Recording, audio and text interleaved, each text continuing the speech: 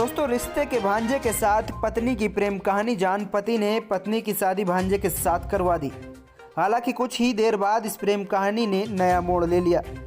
आपको बता दें, भांजे के शादी करवाने के बाद महिला को फिर पति ने ही रखा और पति ने फिर से उसके साथ शादी की।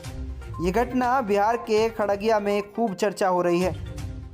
आपको बता दें, मामला महेशखूंट थाना क्षेत्र के झिकटिया पंचायत का है।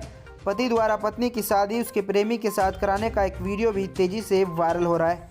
हालांकि शादी के 2 दिन बाद प्रेमिका मामी को छोड़कर प्रेमी भांजा फरार हो गया।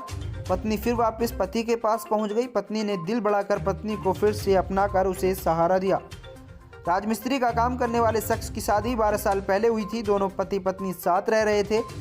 पत्नी करीब 30 वर्ष की है। दोनों के कोई संतान नहीं है।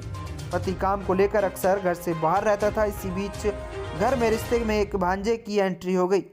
पत्नी अपने से लगभग 8 वर्ष छोटे भांजे को दिल दे बैठी। दोनों के बीच प्रेम कहानी आरंभ हो गई। दोनों का प्रेम परवान चढ़ा तो प्रेमी भांजा चौथम थाना क्षेत्र में अपनी प्रेमिका मामी से मिलने महेशखूंट पहुंचने लगा। दोनों का मिलन बेखौफ होने लगा। बीते दिनों भांजा अपनी प्रेमिका बनी मामी से मिलने पहुंचा था। दोनों के प्रेम को पति ने देख लिया। फिर क्या था, भांजे और मामी की प्रेम कहानी जग जाहिर हो गई। गांव में जमकर हंगामा मचा। सदमे में आया पति कुछ बयां न कर सका। वो अपनी पति को छोड़ना नहीं चाहता था, लेकिन उसकी पत्नी प्रेमी साथ रहने को तैयार थी। पति ने ग्रामीणों के बीच दोनों की शादी करा दी। पति ने भारी मन में अपनी पत्नी को विदा किया, लेकिन साथ में पत्नी से ये भी कहा कि अगर वहाँ कोई परेशानी हो तो वापस फिर से आ जाना। भांजे के परिवार वालों ने इस विवाह का विरोध किया। इसके बाद भांजा अपनी प्रेमिका मामी को छोड़कर फरार हो गया।